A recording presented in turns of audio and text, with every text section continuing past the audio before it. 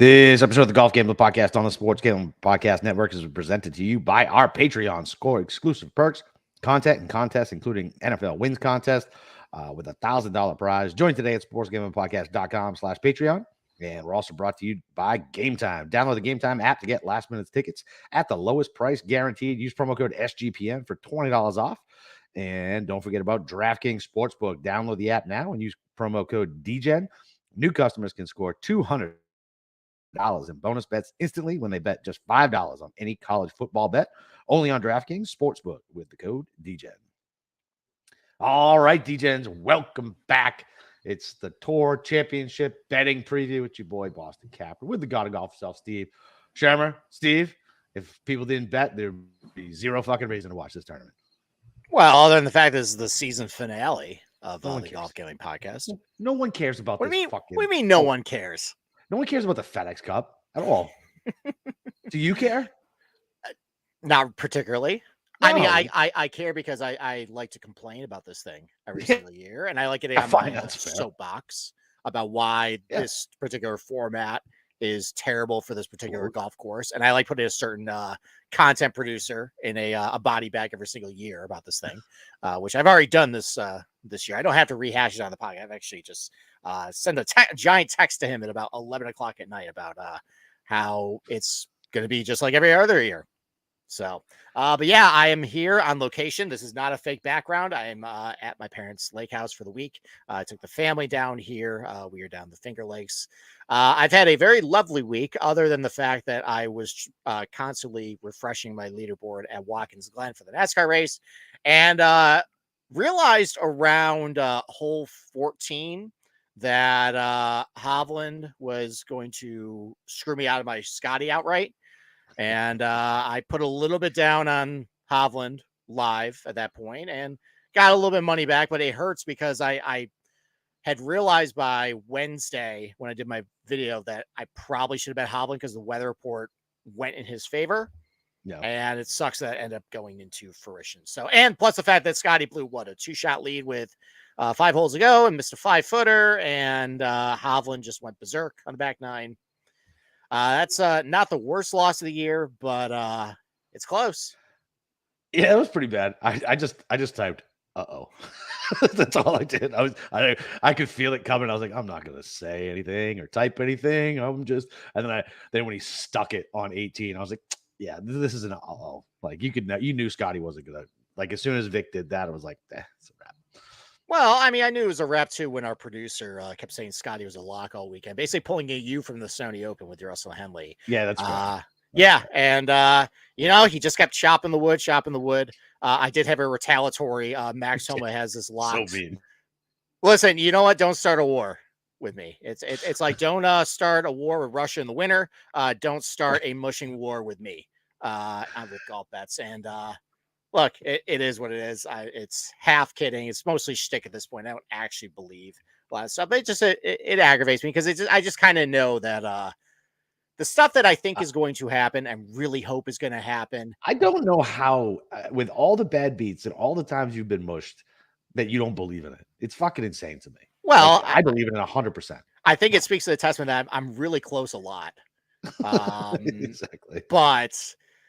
yeah, I mean, like it's ever since. So my last outright was Hovland and Memorial, and since then I've had the Morikawa had when debacle in Detroit. Yep. Where Fowler luck boxed his way into a win there. Yep. I had Horschel at Wyndham. I had Rory at the U.S. Open. Yeah, that could have been 4 outrights right there, and it's a 0. Oh well, for tis. Yeah, what it is. Yep, but you know what? We got the Tour Championship where really only 4 guys can win this week. So hey, a 1-in-4 shot at getting an outright this week. So let's go get it. Yeah, well, listen, before we break down the odds, talk to you guys about Game Time. So listen, football season's coming up. You're going to have people coming in town. So if you're trying to get the lowest tickets at the last minute because you don't know who's going to go and who's actually going to show up, they got killer deals on last minute tickets, and you get that best price guarantee so you can stop stressing over the tickets. You're getting and start getting hyped for the game, because buying tickets for your favorite events should not be stressful, and it's the easiest way to buy tickets for all the sports, music, and comedy and theater near you. So listen, Game Time is the place for last minute ticket plans. So you don't have to plan months in ahead, because I'm sure everybody who listens to this podcast definitely plans months in ahead. So this should be right up your alley, guys. Game Time has deals on tickets right up to the day of the event, plus exclusive flash deals on tickets for football, basketball, baseball, concerts, comedy, theater, and more. And the Game Time guarantee means you'll always get the best price. If you find tickets in the same section and row for less, Game Time will credit you 110% of the difference. It's the fastest growing ticket app in the country for a reason, and you can get images from your seat so you know what to buy, so you know exactly what you're going to get when you get there. You buy tickets in a matter of seconds, 2 taps, and you're all set, and they're sent directly in your phone, so you never have to dig through your email. So snag the tickets without the stress. So Game Time, download the Game Time app, create an account, use promo code SGPN for $20 off your first purchase. Terms apply. Again, create an account and redeem code SGPN for $20 off. Download Game Time today. Last minute tickets, lowest price guaranteed. All right. Okay.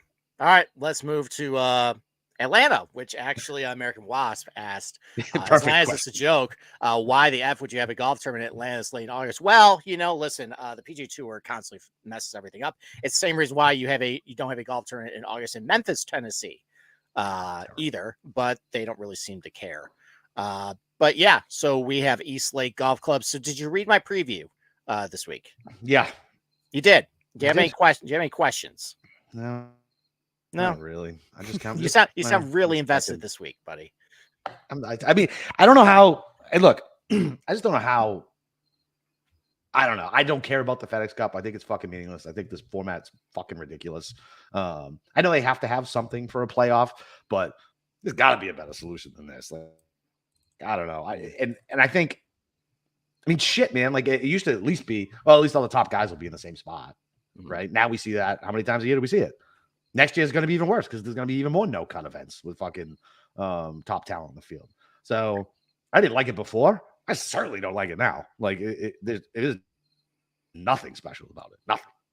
No, and honestly, there's nothing really special about East Lake Golf Club. Now, thankfully, after this tournament, Andrew Green, who did a wonderful job at Oak Hill, he is actually going to come in with the bulldozers and rip the place apart and hopefully remove every square inch of Reese Jones out of this place. Because while it is a Donald Ross design, it definitely has way more Reese Jones in it now than it definitely used to. It's kind of a tired golf course, to be completely honest. And you kind of see it in, obviously every single week I go through each particular strokes gain category and how difficult it is, like, the difficulty of each shot.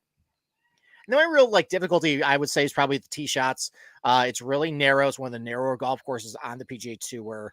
It's got 2.5 inch Bermuda rough, which this time of year it's kind of thick and gnarly. There's a lot of moisture down in Atlanta, so it's one of the more penal places to miss a tee shot here. Even though there's not a whole ton of water on the golf course, you don't really want to miss the fairway, and that's why you tend to see more guys who are accurate do pretty well. But other than that, though, approach shots aren't really all that difficult. Around the green isn't really all that difficult. Putting is all that difficult. Now, it used to be a little more difficult when you played it at the end of September. It was a little more firmer. The last couple of years, though, it's actually been one of the easier golf courses to kind of navigate those areas because I think it's just been hot and humid and muggy and softer. And that's why you kind of see the score's been a little better the last couple of years. So it's really hard to separate yourself at East Lake. And that's one of the reasons why I say this every single year about East Lake. And it was always the case kind of before this, and it's been even more reinforced the last couple of years, is that this staggered start, it's not necessarily that's the issue where that kind of makes this kind of a BS tournament. It's the fact that at East Lake, and I tried to put this in my article this week and reinforce it, that there's really low birdie rates, especially in the par threes and par fours. So the par fours last year had like 1 out of 5 par fours had a birdie, there. And then I think the average birdie rate on the par 3 is about 12%. So, and there's only 2 par 5s, and those are very good birdie holes. But otherwise, though, not a lot of birdies to be had there, but also not a lot of bogeys either. So it's just a lot of pars. It's a par machine golf course. And that's why when you give a guy 10 strokes at East Lake, it means a lot there. Yeah. Like, it's not like giving 10 strokes at like Kapalua where a guy can shoot a 60 like in a given day and maybe a guy kind of screws up, or maybe give him a 10 strokes at PJ National and he could give it back in like half a day. So like this, if this was on a more penal golf course or a more volatile golf course, like I think like a golf course like I think Liberty National would be a good one to have this stagger start at because there's a lot of water on the golf course, so you can have a guy just kind of not having that day. Yeah, what about Bay Hill, man? Well, or Bay Hill, but there's not a lot of birdies there. Yeah, But Liberty National, there's a lot of birdie holes too. So like if you get it going pretty good, or like, you know what? Concession, even though it's Florida and it's hot as hell there, there's a lot of birdie holes if you keep it right in front of you, but like off the fairway, like you can put doubles and triples. And that's what you really need in order for the stagger start to happen. Here, you can't really gain strokes in the field. Can't really lose strokes either. Like Tony Finau was objectively bad last year. He started in the top 5, but he still finished, I think, like 11th or so because just nobody could like catch him or overtake him. So that's why if you go back in history with this thing, if the FedEx Cup always had the stagger start leaderboard, no one starting -3 or worse would have won it at the end. And you got to actually just keep that in mind because there's a lot of really appealing bets of guys who are -3 or worse. And you get this mentality of, oh, well, they can make up 7 shots if they just have a really good round. And a couple of guys, don't have a good round. The only with 3 or 4. The problem is, though, you have 4 other days. It's hard to do that each single day to keep gaining and gaining. Mm-hmm. It seems like just the magic number has been 4, as far as that's as far back, which is the top 10. So with starting strokes, if you're betting this tournament, you really only want to bet those guys. Now with the 72-hole scores, that can be a little more fun, which is probably what, I haven't created a card yet. We're going to create a card for me tonight.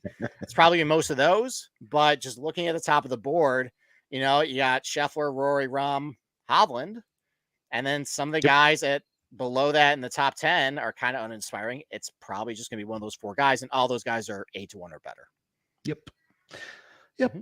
So fun. I'm so excited. So fun. So I would love if they had this fucking thing in concession. That's a course that needs to fucking it needs to be on rotation more. Fucking Wasp. Patsy killed Tony Soprano, by the way.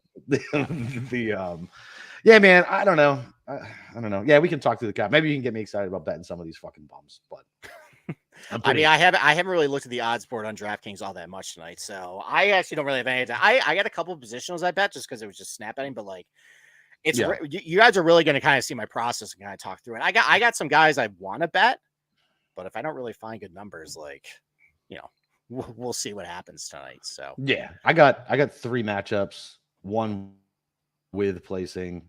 And then just looking at the thing, I got 2 guys who I'll bet without, but I'm sure you can talk me into golf on a couple positionals. So, okay. Well, before we do that, August is almost over, and you know what that means. Time is running out for you to draft your fantasy football team on Underdog Fantasy. Get championship ready for your league by trying out best ball on Underdog Fantasy. All you do is 1 live snake draft, no waivers, no trades. You set it, you forget it, and Underdog does the rest. Try it out now with Underdog's Best Ball Mania Tournament, the largest fantasy football contest of all time, with $15 million up for grabs, including an absurd $3 million going to the winner. Do you have what it takes to win it all? Now is the time. The last day to draft your fantasy football team is September 7th. Visit UnderdogFantasy.com and find them in the App Store to sign up with promo code SGPN to get your first deposit doubled up to $100. That's UnderdogFantasy.com, promo code SGPN. And if you're concerned with your play, call 1-800-GAMBLER. Okay.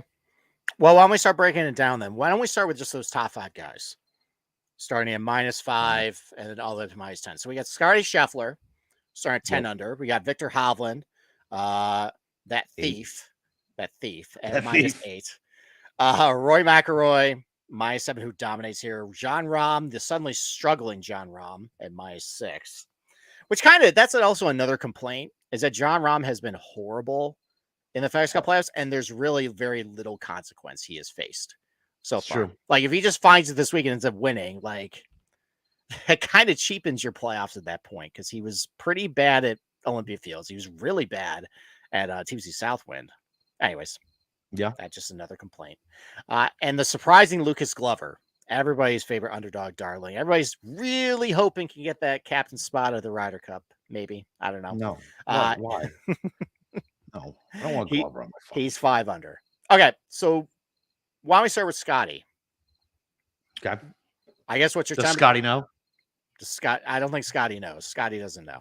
Scotty doesn't know. No, he doesn't. So, anybody knows that reference? Yeah. I think that's our age. That's our age range. I don't know if that's definitely I think 20 years old. That reference. Oh, absolutely. I just don't. Yeah, I don't know if our younger demographic will get it. Yep. She said she was out shopping. Anyways, all right. So Scotty, what's your temperature on Scotty right now? I mean, he's getting a 2-stroke lead. True. I'm not betting plus 140. Just not. Okay. I'm not. But I mean, he's getting a 2-stroke lead. Listen, he choked it away last year. I'm aware. I was at the driveway golfing, and I would pick up my phone and it's like, oh, it's only 4 shots. Oh, it's only 2 shots. It's only a shot. Yeah, no. I that's the second time in a year Scotty has blown leads. Yeah, late. Yeah, I mean, the fact that he couldn't hold a 6-shot lead last year. Why can't you can hold a 2-shot lead? Yeah. No, listen, I hear you. I can't. I mean, look, he looked great.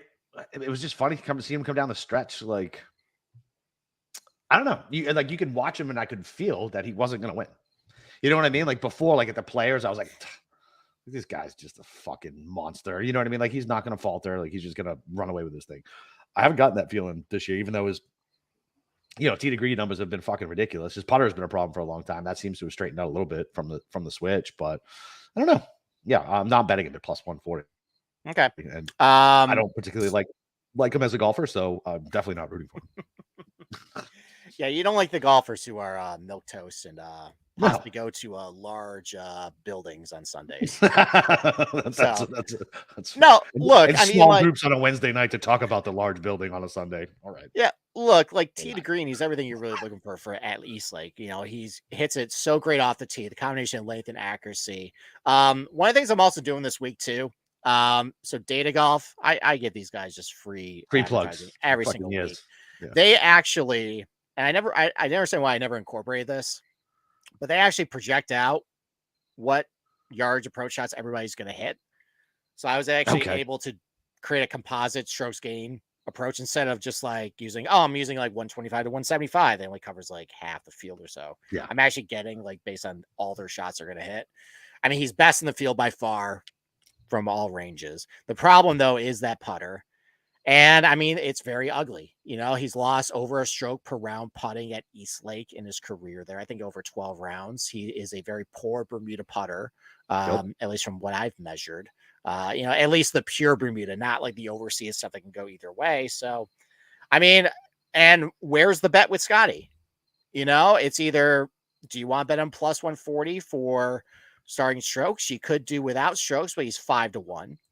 And with that putter, I don't trust that he can probably put up the winning, the best score of everybody at Eastlake, especially because putting has been a little more important the last couple of years as the golf course got a little easier.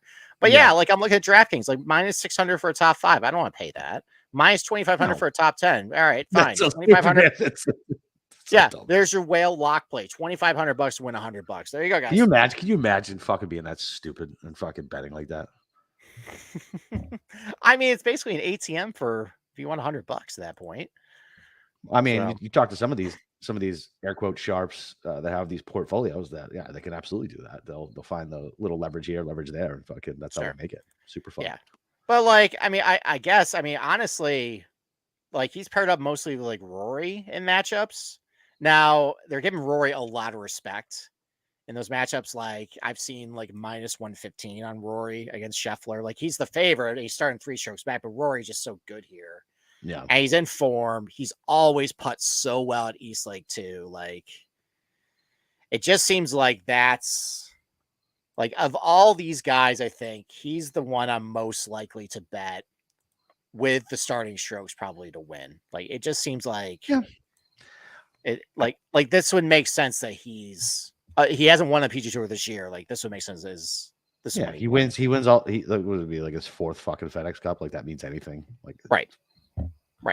Now, do I look, everything you said is right, but I bet Rory single bullet last week outright, and not once did I think he was going to fucking win that tournament. Not once. Okay. Like, I don't know what it is about him. He does everything. I don't know, man. He's like a great number 5 hitter. disrespectful. He's like I don't know. He's not Manny or Papi. You know what I mean? Like he's I don't know. He's Bill Miller getting on base before or after. You know what I mean? That is so disrespectful. You just compared Rory McIlroy 4-time to Bill Miller? Dude, he's a fucking AL batting champion. Thank you very much. Okay. Listen, I couldn't come up with the best analogy, right? I lost it. But look, I don't know. And everybody says he doesn't have the killer instinct. And look, it is unfair at this point. Like what everybody says about him, he's insanely consistent. He's played well all year. But I think I don't know, maybe ride Vic at 5-1. That number is at least somewhat digestible for me. I know he's coming off a ridiculous Sunday performance, but need to be accurate, need to be good with your irons. You said it yourself last week. Feels like a Vic course, right? You said it last week, and we didn't go on it. So, well, I mean, this hasn't really been a Victor Hovland golf course when he's played it, and it's mostly been the putter that's been a problem. He's so much better this year, though. Well, the Bermuda putting is still a little bit of an issue with him. He had trouble, I think, putting it at Southwind a couple weeks ago. Yeah. So true. That's true. I don't know. I'm not. I can't bet it outright. It's high enough to like. I probably wouldn't even do the 5-1. Like I can't imagine it. It's dumb. I know there's only 30 guys, but fuck it. Well, I mean, I think I'm just gonna pass with starting strokes. So how about this? So 9 of the last 16. So if we always had the stagger start leaderboard, 9 of the 16 eventual winners of the FedEx Cup would have had the best 72-hole score. So you could just say, hey, look, why don't I just bet Hovland 10-1 for winner without starting strokes and just hope at that point they just, lights it up. But if I get winner with strokes, he's only gonna really beat one guy, and I'm only chopping my odds in half versus 30. Okay. I'm just at. Do you know what I mean? All right. Do you know what I'm saying? I guess. I mean, I guess you're a single bulletin at that point anyway. So yeah. Listen, here's the deal. I'm not betting any of this shit. I'm not. I'll bet without starting strokes, matchups, and all that. All right. All right. Here's the guy. You're not really betting Rory. No, I don't think I want to bet any of these guys with the starting strokes. And honestly, no. I don't think I want to bet without either. Like, I don't think I want. I think there's a couple guys I want to bet maybe without starting strokes. Yeah, for fun, and maybe have a little more fun with it. Yeah. But and plus, I just don't believe in this format. And why should I give into them at this point? And bet it be with the starting strokes. Yeah, so I would agree with you. Yeah, okay. All right. Well, listen. So fuck it. Like, listen. We're not going to bet these. You guys do what you want with your own money, but we're not going to bet it. So so that's it. That's all I got to say on it. You got anything else to say on with starting strokes? All right, why don't we take a quick break and then I want to talk about Lucas Glover for a second. Oh God, why? Because I have a bet down on him for something. Gross. Fine. All right. Well, listen, I definitely have to read the ads to pay the bills if you keep betting Lucas Glover. So listen, you guys waited all year and the time has finally arrived. College football is back. So are the traditions, tailgates, and great offers from DraftKings Sportsbook. Right now, new customers can score $200 in bonus bets instantly when they bet just $5 on any college football bet. You kick off the season with DraftKings Sportsbook. Download the app now and use promo code DGen, and you can score the $200 in bonus bets instantly when you bet just $5 on any college football bet. Only on DraftKings Sportsbook with code DGen. Gambling problem? Call 1-800-GAMBLER. In New York, call 877-8-HOPE-NY or text HOPE-NY. In West Virginia, visit www.1800gambler.net in partnership with Hollywood Casinos at Charlestown Races. All games regulated by the West Virginia Lottery. Please pay responsibly. In Connecticut, help is available for problem gambling. Call 888-789-QUAD-7 or visit ccpcg.org. On behalf of Boot Hill Casino and Resort, 21 plus in most eligible states, but age varies by jurisdiction. See DraftKings.com/sportsbook for details and state-specific responsible gambling resources. Bonus bets expire 7 days after issuance. Eligibility and deposit restrictions do apply. Terms at sportsbook.draftkings.com/football terms. So after all that, we got to tell you guys, make sure while you're doing it, after you do that, go check out the Patreon, sign up for the Patreon to get access to exclusive contests, including the NFL win totals contest with $1,000 first place prize. The guys just recorded their first sports gambling podcast stories just for the patrons, chronicling the birth of the Sports Gambling Podcast Network. And there's even a Discord channel just for the patrons. And the Sports Gambling Podcast, as always, and will always give out their picks for free. The Patreon is a great way to support the network and fight back against corporate gambling. sportsgamblingpodcast.com/Patreon. That's sportsgamblingpodcast.com/Patreon. Okay. All right. Let's talk Lucas Glover for a second. Okay. Bad history at East Lake. Bad history up until the last 2 weeks. That's not 3 true. weeks. That's Stinks. not true. That's Stinks, not stank, true. stunk. That's not true. He has Guy had couldn't putt. He was more famous for getting his ass kicked by his wife than golf up until the last. That is not true. He's a U.S. Open champion, buddy. That's 100% true. 100% not true. true. He had a T4 at Rocket Mortgage. Okay, so that was July 2nd. I don't want to talk about that stupid tournament anymore. So let's move past that. So here's the point about Lucas Glover. Hit the ball fine last week. Okay, didn't really putt very well. We're going back to Bermuda Greens, and the last time he was on Bermuda Greens, he absolutely crushed it. He crushed Wyndham, he crushed St. Jude. So maybe he's been a little better on Bermuda. Okay, really accurate off the tee. That has been a highly predictive stat and characteristic of guys who do very well here. The iron play has obviously been very good. So I agree, though. I agree with our chatter American Wasp. He's old and he can be tired. But you know who has looked tired for the last 4 months or so? And probably feels like he just wants to go caddy for his son. I can find a Lucas Glover matchup, and I never do matchups. A 72-hole score, getting a stroke and a half over Tony Finau at -120. Your eyes just lit up there. Hate that. Yeah, fine. I don't hate that. I like this golf course for Lucas Glover this week based on what he's been doing. I think the putter is going to get going this week. And honestly, Tony Finau has been bad at East Lake for whatever reason. Like there's a lot of times he's had opportunities in the top 5 going into this thing and just has been really, really, really horrible. He cannot figure out usually the putter here. The ball striking usually is very good. So I'm going to take that. Stroke and a half with Lucas Glover over Tony Finau this week. I like it. I like that one. See, there you go. I can talk you into that. Yeah. What was the juice? Yeah, because I hate Tony Finau. It was -125. That's not bad. It's not bad at all. And it's 72-hole score. So I like it. All right. Anything else in this race? I don't think I'm actually betting anything pre-tournament for matchups on any of these guys. Like I'm not betting winner without strokes. I'm not betting winner like with strokes. The positional market on all of them. I'm just. You're just not going to do it. I'm not going to do it. Like the most like no new Jackson. I could I do John Rahm -105 for top 5? I don't trust him right now. Okay. Like other than that though, it's like -250 for a top 5 for Rory. Mm-hmm. Too much. It might be.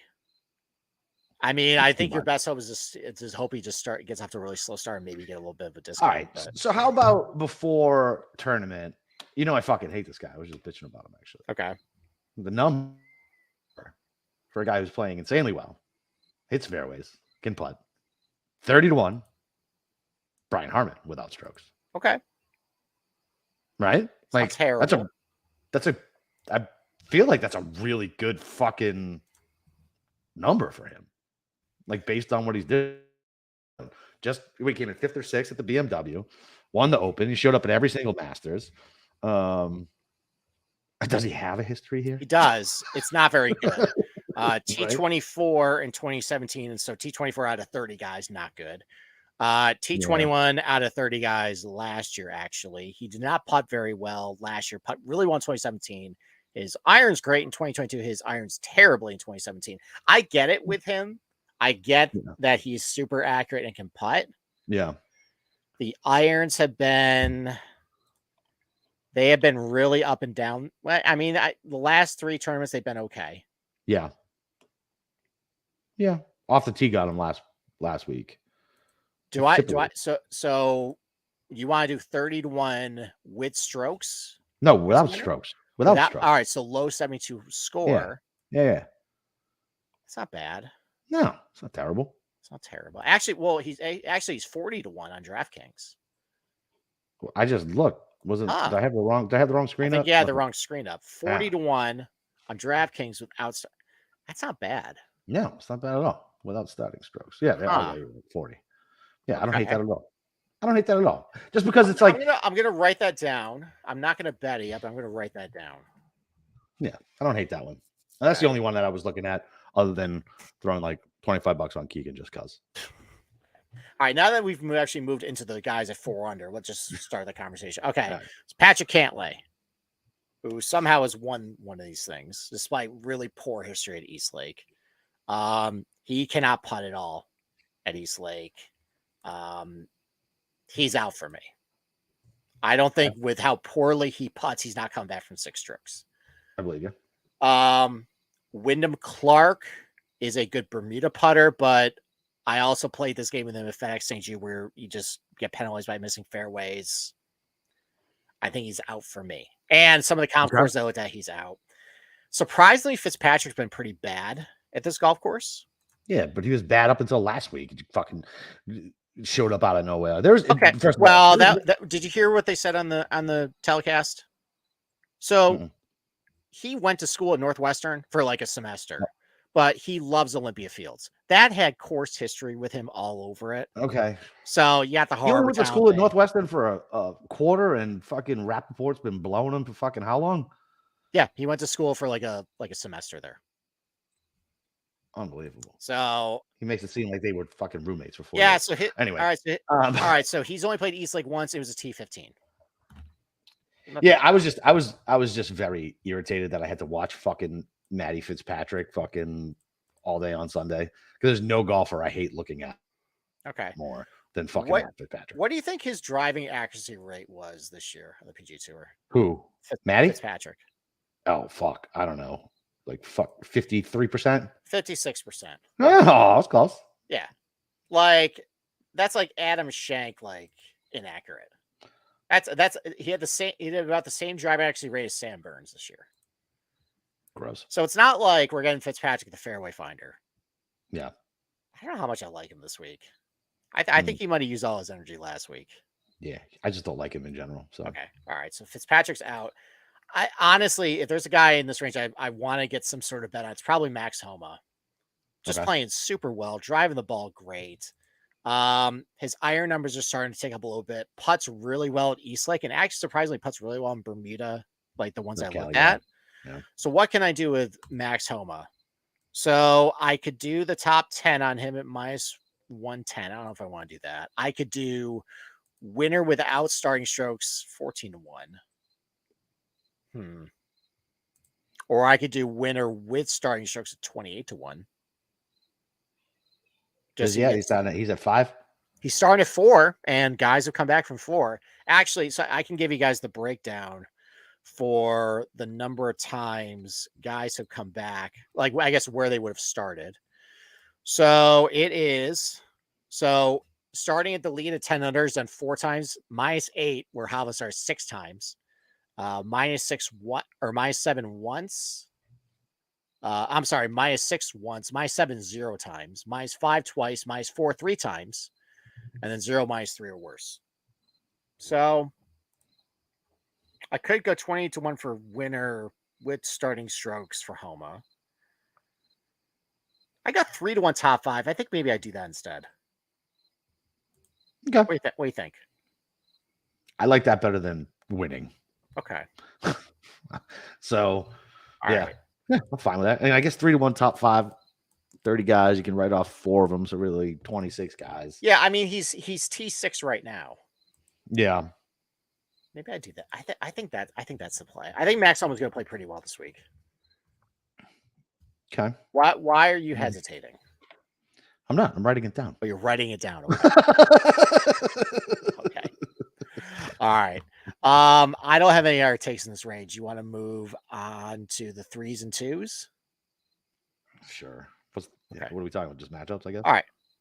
Well, I mean, do positionals. There's the lock positional on DK that we just talk about without even really going into a lot of like detail.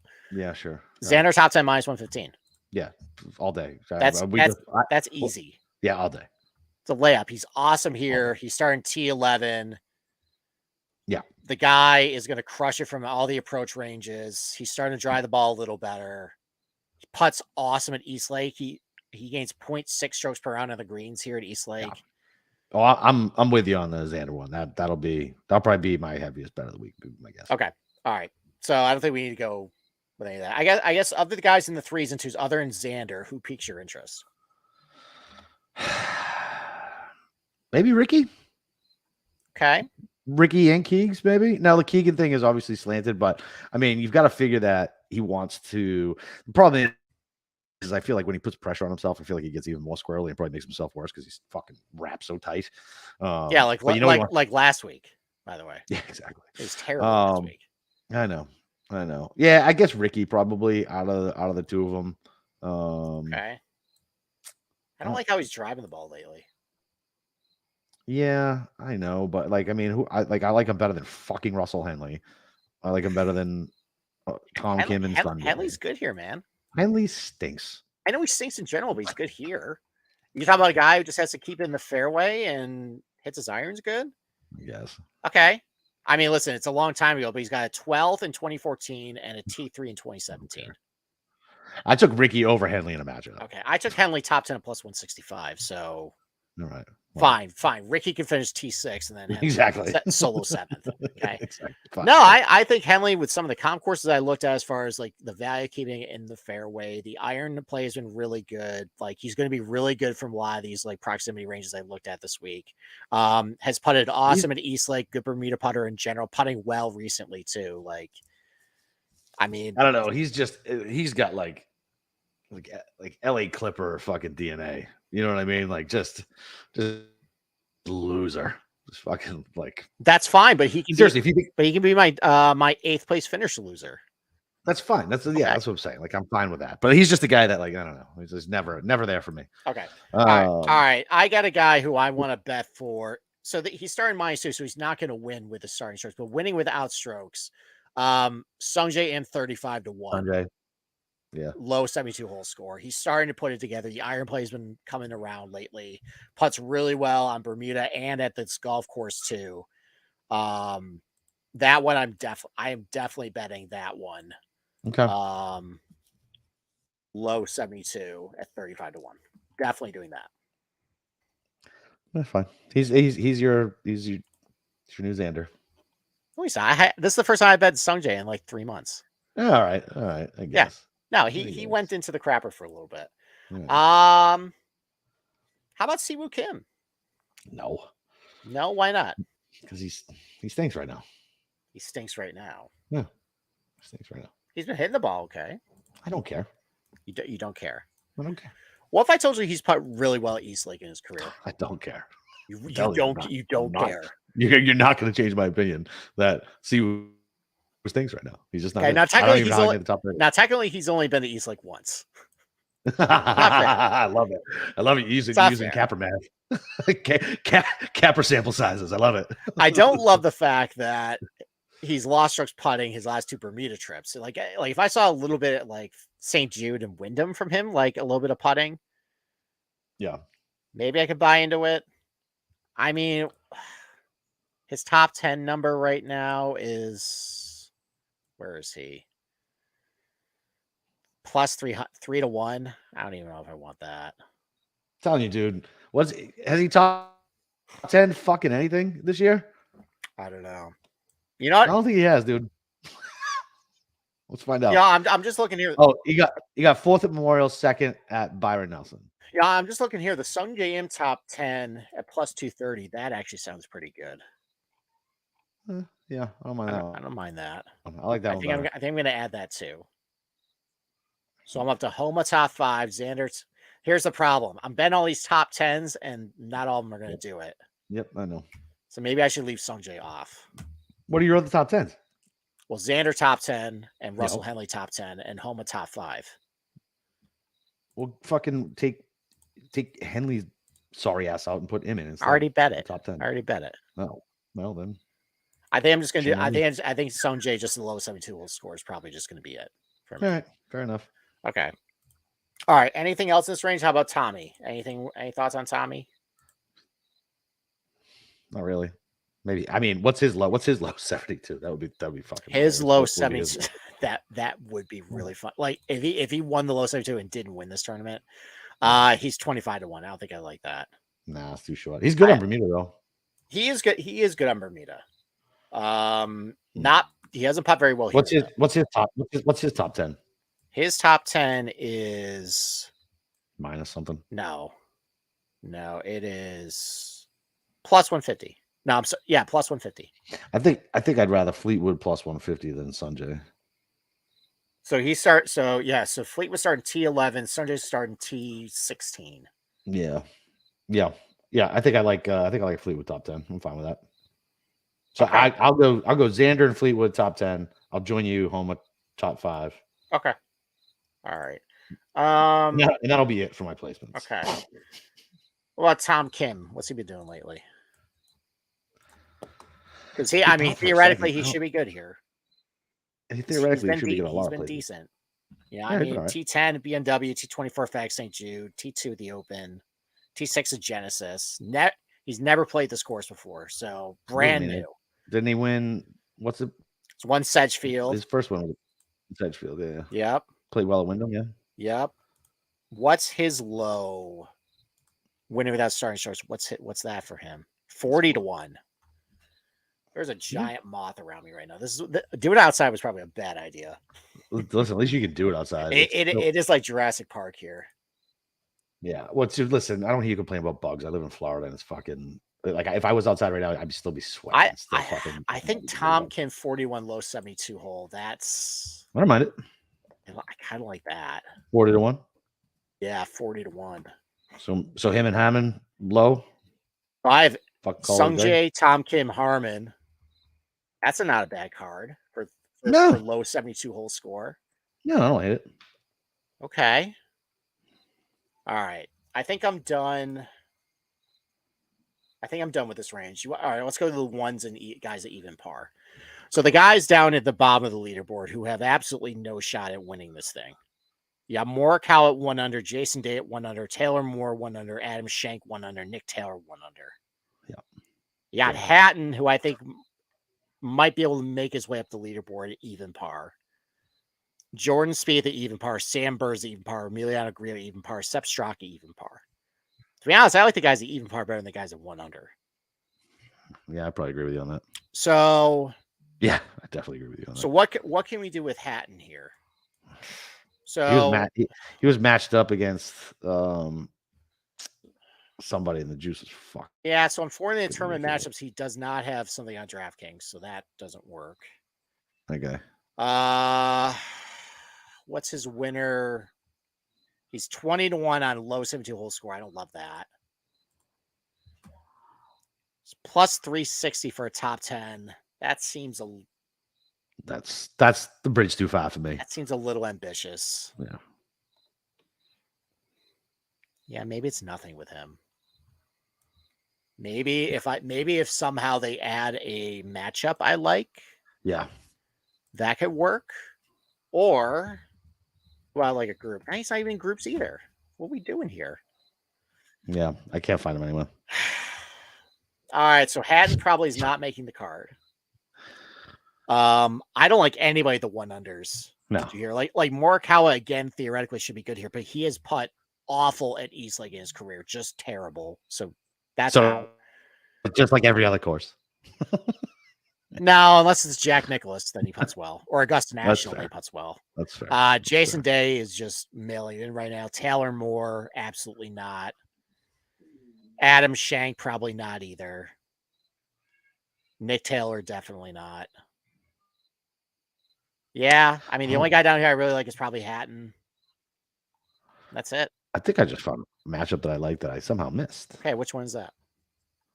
Cantlay over Rahm. Plus money. Okay. Plus 130. All right. I mean, I don't really like Cantlay this week, so. I hear you, but I don't know. That's on you. Yeah, I feel you. So I already got a Vic over Rahm at minus 160. Okay. So. All right. Is that it? What about Taylor Moore versus Jason Day? How about that pillow fight? Jason Day would finish probably dead last year. I mean, you can't get worse. I mean, Taylor Moore, he can only go up, right? I guess. What's the line on that? Fucking Jason Day minus 160, more plus 135. Yeah, I'd rather take Yeah, I'd rather take Taylor Moore. Yeah, I'd rather take Moore too. Yeah, Jason Day seems like he's. How did he finish second at the Open Championship? By the way, no. It's been ever since he won. Cut. T45, T2 the Open, T52 St. Jude, T45 BMW. Yeah. What happened that week in Liverpool? Brian Harman won by 7, so I guess that's it. Stupid. So dumb. I can't believe Brian Harman won a fucking the Open. Yeah, I know. I don't want to talk about it anymore. It just makes me mad. All right, so that's it for me, homie. All right, well, I mean that's the end of the tournament there. All right, so let's recap what we got here. All right. Okay. For what I'm betting for outrights right now, low 72 hole score. Sung Jae 35-1, Tom Kim low 72 40-1, Brian Harman low 72 hole score 40-1. I'm with you on Tom Kim and Harman. Okay. I have Lucas Glover plus 1.5 strokes over Tony Finau for 72 hole score minus 125. I gotta find that. Okay. Max Homa top 5 3-1. Yeah, with you on that. Xander top 10 minus 115. Yep. Russell Henley top 10 plus 165. Yeah. I'm not with you on that. I'm taking Fleetwood at plus 150 top 10. And I think I'm going to add the Sungjae top 10 plus. And I got a Harman plus 140 top 10. I think I'm going to add the Sungjae top 10 plus 230 and it's plus money. Hopefully 1 or 2 of Henley and Sungjae hit it, and then I'm ahead. Yeah, exactly. All right. I think that's the card. Yeah. Like I don't feel inspired to have anything pre-tournament on Scotty, Rory, Hovland, or Rahm. No, me either. I don't want to do it. So we don't have to. We're grown-ups. We don't. We are adults. We're adults that can lose our own money in our own way. That's right. So. What the hell's our schedule moving forward? What are we doing? Well, that's to be determined with the bosses. Okay. Well, first of all, let's say thank you to the audience. Yes. For this was a long season. It was the second consecutive year I had to step away from the show for a little bit. Capper. Better reason this time. Much better reason. Much happier reason. So that's great. I had to step away. You did have to step away for a little bit. Yep. We both had major medical reasons we had to step away. But thank you guys. We grew this show immensely this year. As you guys know, like the two of us are going to be taking a little bit of a step back as far as producing content, just because I have some day job stuff that is going to get in the way a little bit of getting more stuff out to you guys. Capper, obviously you got some changes in your life too. Yep. But I think it's going to make our show a little better, a little more fresher. We were definitely feeling some burnout doing this every single week. Yeah. But I think we also realized that you guys probably like just us bantering and talking and, questioning picks, with each other. So I had the idea of maybe doing some sort of NFL show every single week with you, because we both love the NFL. We're not going to go through the whole slate. We'll probably have like maybe our top 5 bets of the week. Sweet. And we'll do something short and sweet on like a Thursday night or so. Obviously, we'll still have, I think there's 8 tournaments during the fall. We're only going to do probably one show. We're probably one show a week for that. Like, it's not going to take long to preview Sea Island, to be completely honest. Lots of birdies. Got to be accurate. There you go. That's your Sea Island preview. But yeah, I think we're going to talk to the bosses. Try to still do at least one show a week once the NFL season starts. We're going to take a couple weeks off. There's nothing really going on. Obviously, you got the Ryder Cup at the end of the fall. We're going to do a lot of stuff for that, I think. Yeah. But yeah, thank you very much for listening to us. Thanks for all the support. And honestly, looking forward to seeing this season come to a close with hopefully a winner. That's it. Yes. A winner. We'll close it out with a winner. I'm due. I'm very due after what's happened the last 2 months. I'm very due. Yeah, man. Well, listen, like Steve said, thanks everybody, and don't forget to go subscribe to the YouTube channel too. That's a big push that helps us. And rate and review. And end of the year, let us know how we did for you guys. Bad, good, indifferent. Go rate it on Spotify or Apple, and then just tell your friends, spread the word, tell more DJs, and we'll be around whether it's football or golf through the fall. And yeah, let's go break them books one more time this season. Let's fucking go.